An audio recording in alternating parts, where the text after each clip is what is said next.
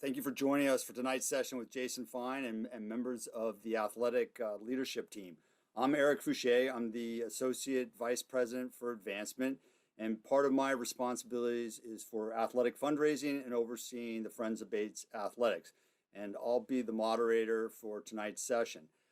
Before I turn the program over to Jason, and I'll do that momentarily, and then he's going to introduce his staff and take us through some of the stories and insights into this year for our student athletes here at Bates and how they've managed through the pandemic, and hopefully preview a little bit of next season when things might return to normal.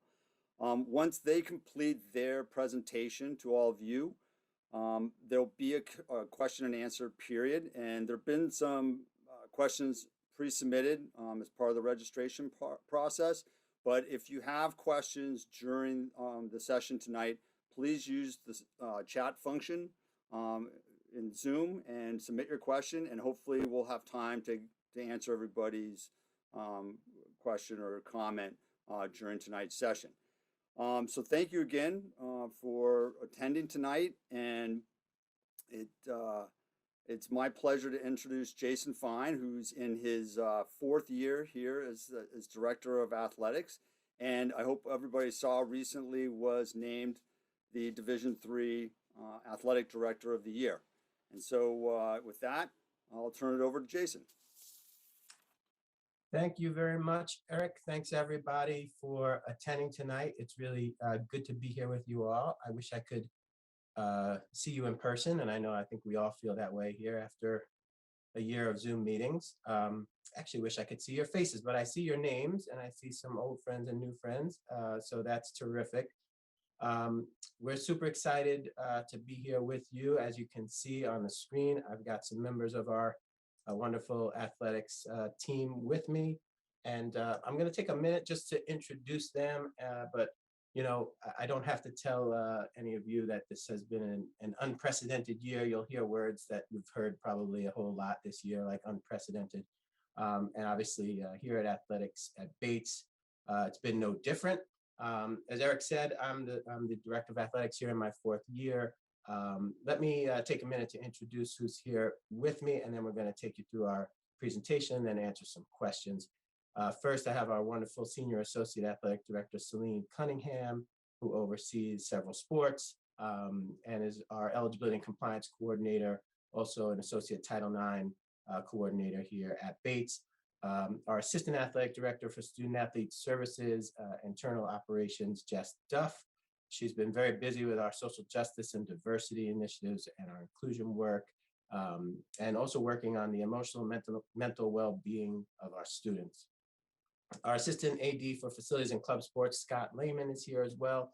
He's really worked tirelessly to keep our students fit and healthy physically and make sure that our facilities have been ready to go with all of our COVID protocols and changes that we've had to put up with throughout the year.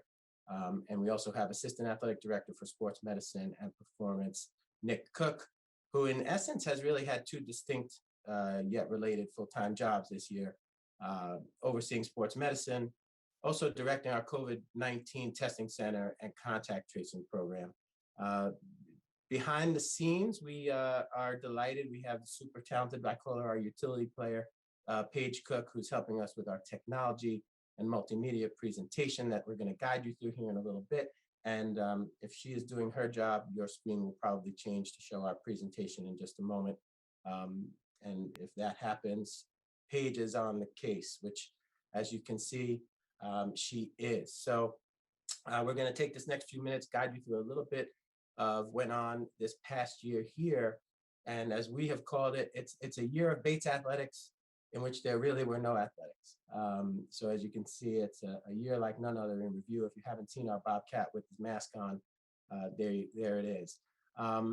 Luckily, over the past just couple of months, we've been able to return to competing, albeit in a very different way, as I'm sure you've all seen in your viewing of sports and participation in any sports this year as well. Everything's been so different, so many protocols in place, but we've been really, really lucky. We've been able to get back to practices, competitions. We actually really never stopped practicing once we got going with school and students returned back in the fall, because we had a terrific testing protocol that you'll hear a little bit more about. Other than some positive tests and temporary stoppages for COVID-19 protocols, as you've seen many other institutions and organizations have had, our really, really terrific protocols help keep the student athletes safe and participating, and now in the spring, luckily, competing. So we've made some great adjustments to our facilities that you'll hear about. Our student athletes and coaches were able to work out, practice, be ready for the time when competition would come back. And we've been delighted that that's actually happened here over the last month or so. So let me take you back to March of 2020, which seems like a decade ago now. We had already begun spring training, some competitions. We had heard about this thing called COVID-19 and the coronavirus and how it was affecting places around the globe and started to affect life in our country. I don't think any of us knew just how things were going to turn, basically on a dime and shut down so quickly. But we had teams participating. We had teams on the road. Winter NCAA championships were underway. So we had our track team had just arrived out for the championships at nationals. Our ski team was actually on the hill out in Montana when they got the word that they were canceling all of the NCAA championships and sent them home. Our softball team, Celine and I were with them down in Florida, and Steph Duman, who you all know, does a great job of putting together, some events for us down there with alums and donors and families. We cut that trip short on March 8th. The team followed the next day on March 9th. And then on March 10th, we had this happen. Here today at Garcelon Field, your final score in this Division III non-conference women's lacrosse match. The Bates College Bobcats 20, the University of Southern Maine Huskies 1. Thanks for watching Bates Women's Lacrosse on NSN. A 20-1 victory for the women's lacrosse team, and we're going, well, maybe the season's going to be okay. But just like that, things went dark. That was the end of competition. The next day, the NBA shut down. All of the other sports leagues shut down. NCAA sports shut down. And immediately, everything changed for us on campus, not just in athletics. And everyone's job description needed to change quickly as well. As some of you may know, along with our student affairs counterparts, we ran out of Chase Hall a full-service travel agency, problem-solving center, hub of get all of the students off campus as quickly as possible over there in Chase Hall. And our coaches and staff really stepped up every step of the way. They packed boxes, booked flights, moved belongings to storage, gave rides to the airport, did any other task needed in helping our students safely get on the way home. And once that happened, we really needed to pivot. We immediately, just like all of you, went to virtual everything, needed to figure out what our operation was going to look like. Suddenly, we were taken away from each other in person, and we were adjusting to 40-minute Zoom meetings before we knew how to upgrade that, virtual backgrounds. And this gave us an opportunity to challenge ourselves, though, in ways that we never really expected. One of our first steps in early remote learning phase was to find ways to support our student athletes. Through a generous donation made at the 2020 Great Day Giving Challenge, we were able to offer all our student athletes a free year-long subscription to Headspace. Headspace is a mindfulness app designed to help train the mind and the body for a healthier, happier life through sets of guided meditation. We also partnered with our counseling and psychological services throughout the year to offer CATS, CAPS, and conversations for student athletes to come together and discuss a number of topics, including managing stress, COVID-friendly ways to bond with your teammates, and physical and mental wellness strategies. We also invited a guest speaker in, Ivy Watts of Beautifully Simply You, a former collegiate track and field student athlete, to share some of her personal struggles with mental health. She engaged virtually with our coaches and student athletes and discussed how to navigate through COVID times and dealing with the feelings of isolation and loss of connectivity with teammates. The struggles of our students and staff were even more challenging as the pandemic became only half the story going on in the world. Racial unrest and social justice came to the forefront in the wake of numerous events that transcended the evening news and became a major focus of our campus community. Some of the most significant work we did this summer was addressing issues of racial injustices. 2020 will not only be known as the year of COVID-19 pandemic, but also one of social activism. And athletes have long been leaders in the fight for social change, and this year has certainly been no exception. While we had already planned equity training and social justice work prior to the 2021 academic year, there was certainly a sense of urgency with the events of this past summer. Our department members thought about ways we could be more intentional in how we supported our student athletes of historically marginalized identities. And simultaneously, our student athletes approached us with some really great ideas. So after some brainstorming, listening sessions, and numerous Zoom meetings, and through the work of students, staff, and coaches, Bates Athletics launched 2 new groups. The first, the Bates Athletes of Color Coalition, and the second one was the Bates Athletics Agents of Change. The Bates Athletes of Color Coalition, with head football coach Malik Hall as the advisor, serves as a safe space and a means of support for people of color within the department to meet regularly for support, conversation, and discussion. The Bates Athletics Agents of Change, composed of coaches, staff, and student athletes, is a group committed to creating and maintaining an equitable and inclusive athletic experience for all athletic department members and student athletes. This year alone, the Agents of Change focused its efforts on assessment, communications and promotions, programming and civic engagement, recruitment and retention, and staff and student athlete training and education. Many of our members also served on the NESCAC Student Athlete of Color group, as well as our Maine schools Student Athletes of Color group. Now, all these groups are continuing to meet, share ideas, and collaborate to ensure equitable and just environments for all of our student athletes. Our staff and coaches were also involved in social justice work, regularly interfacing with members of the Office of Equity and Inclusion through guided discussions on racial equity related to power, privilege, and oppression, and identity and intersectionality. And likewise, our student athletes engaged in team Zoom discussions with our Vice President for Equity and Inclusion, Noelle Chaddick, on the Netflix documentary 13th, and also on the continued anti-racist efforts of Bates College in general. Our student athletes continue to impress us with their civic engagement. And while they couldn't compete on the field or on the court or in the pool, that didn't take away their competitive spirit. Student athletes engaged in the Bobcats All-In Challenge, each team competing to get all of its members registered to vote for the 2020 election. A nonpartisan effort, each team had a designated voting captain and challenged other teams once its goal of 100% of the team registered was met. Coaches also channeled their competitive drive in our second annual Giving Day. We partnered with Great Day and saw some fierce competition from our teams, yielding a significant increase in donors and dollars, and we are looking forward to our third annual Giving Day coming up next week. Both our coaches and student athletes are used to adjusting the game plan when faced with challenges during competition. And the challenges presented by COVID shined a spotlight on just how resilient and creative both our student athletes and coaches can be. In May, we hosted our very first senior student athlete celebration to honor the accomplishments of the class of 2020. Our student athletes and staff participated in a virtual 5K to support the Good Shepherd Food Bank. Every team found ways to engage with their teams, their families, and future Bobcats. We had Brady Bunch Zooms, we celebrated seniors, created and shared some cooking tips, worked on our juggling skills, had plenty of Zoom workouts and fitness challenges, and learned lots of leadership lessons. Many teams had the opportunity to engage and connect with alumni. Rowing and men's basketball had regular sessions with alums to share examples of the values of their Bates experience and the lessons learned being a Bobcat that helped them after graduation, especially during COVID.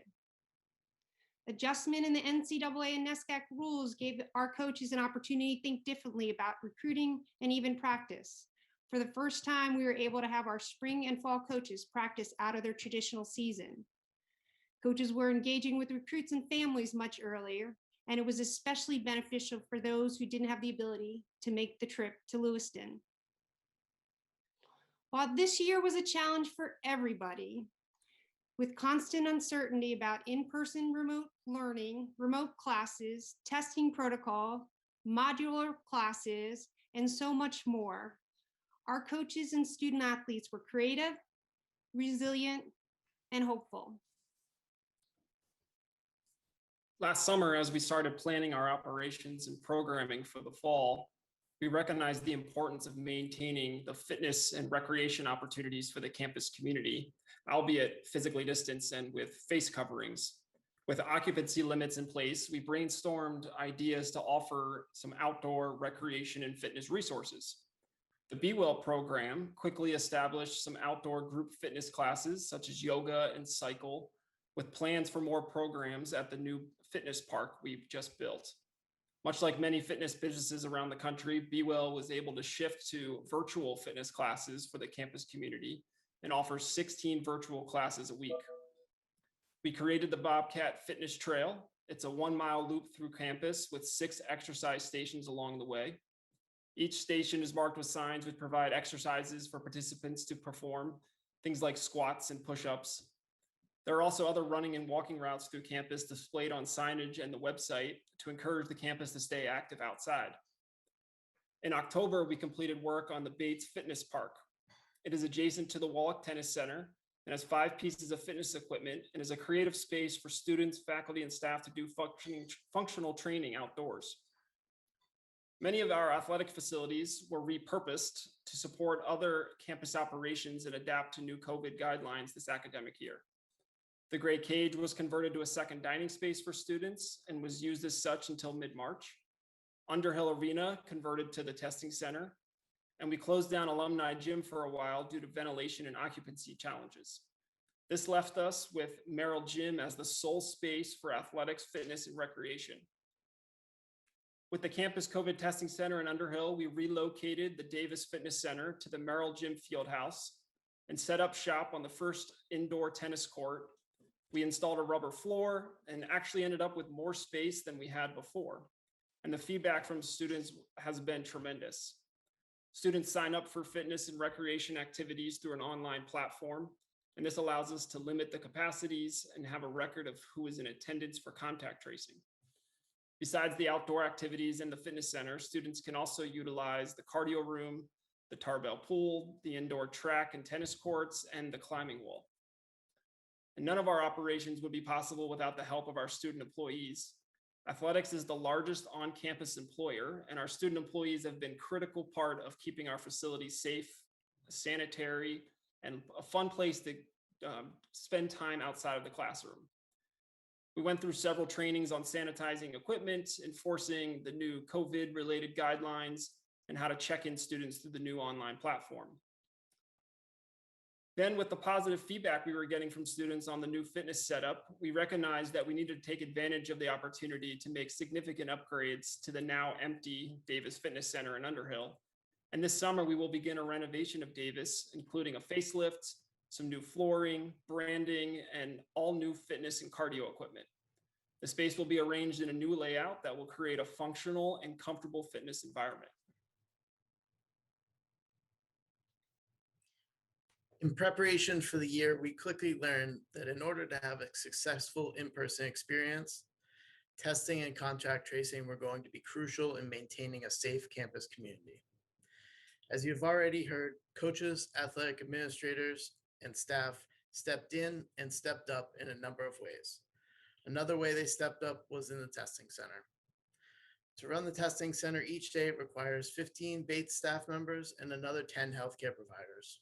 Athletics makes up an average of 60% of the daily staffing, with members from across the campus community filling the remaining roles. And with this effort, we have performed over 100,000 tests and counting this academic year. The testing center has seen times of increased need where we are performing both antigen and PCR tests simultaneously. Through the efforts of our athletic staff and campus partners, we were able to scale up appropriately to ensure testing did not take any additional time. On any testing day, a student or employee walks in the door, registers for their test, performs the test, and walks out of the building to resume their day, all in about 5 minutes. When a positive test occurs and we have facilitated moving the student to isolation, the next part might be the most important: contact tracing. This starts with When did you wake up this morning? Did you go to Commons? Was anyone with you? Were they ever within 6 feet of you? For how long? And the running count of time continues across a 3-day recall of their daily life. The sports medicine team became certified contact tracers, and we've built a contact tracing operation that now includes campus partners from advancement, human resources, the dean of faculty's office, and the finance office. Thanks to the ability to have all of this testing and the efforts of our contact tracing team, we've been able to approach restarting athletics in safe and thoughtful ways. In the midst of a global pandemic with a novel coronavirus, we all have been forced to learn, adapt, and update in real time. This is ever present in our COVID-19 policies and protocols within athletics. Starting with the first guidance released in May of 2020 and continuously updating best practices almost weekly on risk mitigation strategies, screening, testing, travel, cardiac concerns, and post-COVID-19 infection return to play. Nick just described something in 1 minute there that has been a huge part of this, which has been the guidance that's come out from the NCAA, which we then took as NESCAC institutions and adapted. It's happened pretty much weekly or bi-weekly for the past year. New guidance actually came out today. And you would think, hey, we're already into the spring and we're getting close to the end of this year. But we have new guidance that'll take us through the rest of the spring. So as we were planning that whole return to competition, we were working constantly to refine best practices, not only with our peers in the NESCAC and best practices with the NCAA, but also our peers in Maine, because here close to home, we wanted to make sure we were coordinating with our institutions in Maine as well. So, and you can see some of the ingenuity and great ideas that the coaches had. And right here, you see the rowing team practicing outside, and luckily, they're back on the water now. But it's been a really most unusual year. But it was one really that's been filled with opportunity. We attempted to seize that. Ultimately, having some contests this spring has reminded us just how much we're looking forward to hopefully having a return to some sense of normalcy in the fall, and more importantly, why it is that we choose to work in this profession. And if we needed any more of a reminder, let's take a look at the next slide. Good afternoon. It's been 379 days since we had an intercollegiate contest on the Bates College campus. Today, the wait for intercollegiate athletics at Bates is over. See the players wearing masks here in this game, as are the officials. Kayla Bridgman, the final starter here for the Bobcats. Tip, and we're underway. Bates in the home white uniforms, 7 to shoot. On the drive here is Williams. That won't go. Got her own rebound. Put it back up and in. Welcome to Larry Mahaney Diamond, folks. Today, St. Joseph's College is taking on Bates College. First pitch from Poff is lofted. That is off the scoreboard. That is a home run. First pitch of the day. First pitch for the Bobcats. First pitch of the season is a solo home run off the Monk scoreboard. Second off there. Drove on well to right center. And it gets over. Home run by third baseman Amanda Taylor over the right center wall. They'll work that one down in the box. Loose ball picked up. The shot is a goal. Wow, Oliver Allen. Trying to wrap around here. Defense holds it strong, but able to rip that one past. Looks as though it is number 23, Summer Dias. What a shot! Fantastic what a shot right there. 8:28 for the 4x8 from Bates. Forster on the right-handed return. Desai, and then again for Bates. Fantastic shot from Desai. It's going to be all Bates. All Cosino. Wow, look at this.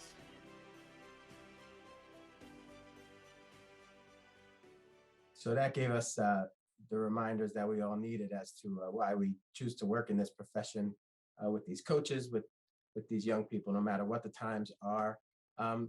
Thanks everybody for attending tonight. Looking forward to answering a few questions here in a couple minutes. Just a reminder, Celine mentioned our past two FBA challenges, and the one that's upcoming next week, this Giving Day, has really been a huge success for us over the first couple of years. The teams really get into the challenge and the competition part of the fundraising effort, as do the coaches. So they took a little bit of a different approach in reminding everyone this year about the challenge.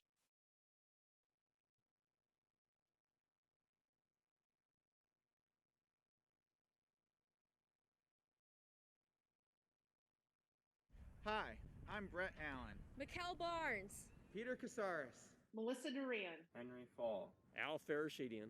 John Furbush. Paul Gassengay. Malik Hall. Jay Hartshorn. Rye Hergith. Danny Kogut. Peter Lasagna. John Martin. Mike Milliken. Allison Montgomery. Tyler Shake. Kurt Samard. Peter Steenstra. Joe Very. Becky Woods. And we are the coaches of Bates Athletics. Just because our teams haven't been able to compete much against other schools this year does not mean we've lost the competitive Bobcat spirit. So we are excited for the annual Friends of Bates Athletics Challenge. The Bates coaches are going head to head. There are 31 varsity sports. And 40% of our students are varsity athletes. We are in the most competitive conference in all of NCAA Division III. The NESCAC. Whether it's in the best of times or when we face challenges like, for instance, this pandemic, our ability to persevere counts on the support of alumni, parents, and friends of the college. Your gift to Friends of Bates Athletics is like wind at our backs. It means our athletes get the coaching, training, and competition they deserve. Now more than ever, we need your support of the Bobcats as they give it their all, both on and off the field. And regardless of who wins this competition, let's make today and tomorrow an even greater day to be a Bobcat. But let's be real. Swimming and diving is winning this thing again. Excuse me, Peter. Women's basketball has had the most donors the last 2 years. Get out of here. Softball has this. Do not sleep on our club teams. Who could possibly beat Rome? Women's soccer is going to take Field this hockey, is it even a question? Alpine skiing is taking everybody Nordic down. alums, good, better, best. Lacrosse Let's go, Bobcats. is really excited to take home the title Bates this year. tennis dominates. Men's soccer on the rise. Baseball's going to hit it out of See the if you park. can beat squash. Men's basketball will win this challenge, no doubt. Women's cross country, Women's track and field lacrosse. alums, Maybe on let's top of win the this. Beach volleyball gets better. Let's go men's cross country and track and field. Football Let's show them what we're made of. bring the juice for the challenge. Well, folks, looks like it's up to you. Who'll win this year's challenge? Support your program today. Go Bobcats. I think we still left them fighting in the parking lot, but a little fun there to end the presentation. Thanks so much, everybody, for your attention. You can see I am blessed to work with this amazing team.